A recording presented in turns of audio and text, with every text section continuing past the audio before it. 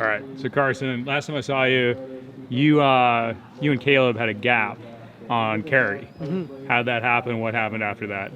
Yeah, I think just before the last bit of like road up to the Enduro, Carrie flatted. I looked back. I was in the lead and then carrying Caleb, so I looked back and saw Caleb come out of the woods, and he had mentioned he thought he flatted. So yeah, at that point we just kind of pressed on at the same pace, and Caleb stayed with me. We got up to the Enduro, and after kind of realizing the new heightened importance around the Enduro, I definitely and I was in the front, so I knew he would want to follow my lines, but I just pressed pretty hard down the Enduro and was able to get that. So nice little minute buffer there, but from there on, yeah, it just was kind of back and forth with Caleb, pushing all the way to Stillhouse, which was the last 15-ish minute climb. Just pretty brutal. Yeah. But no, Caleb had good legs, and he just sort of rode me off his wheel up that, and I tried to keep it under wraps and cut the time down as much as I could.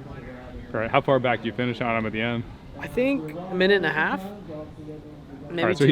he's GC. Two, later. and then I got a minute back on the Enduro, so I'm still like a minute and a half down.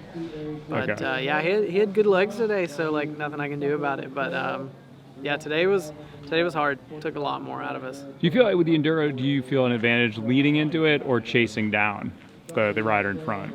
I guess it depends who I'm with. If I was with Carey, for instance, maybe giving him a little like buffer room and then trying to close it would be best. You know, you can use his lines.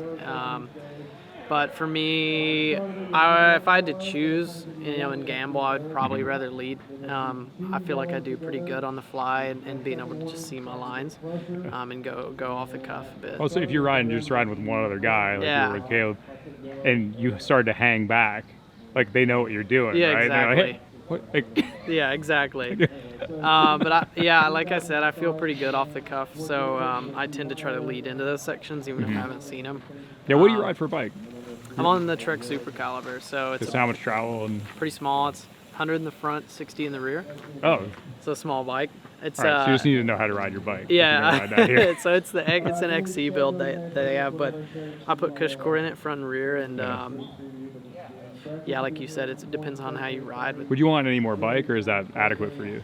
I mean, I could definitely see like a more of a standard down country bike being good here, but then you're adding a few pounds, and I feel pretty confident the way I ride on that bike, and as far as my sort of technique of being light over stuff. So for me, it's a good bike. It's a good call.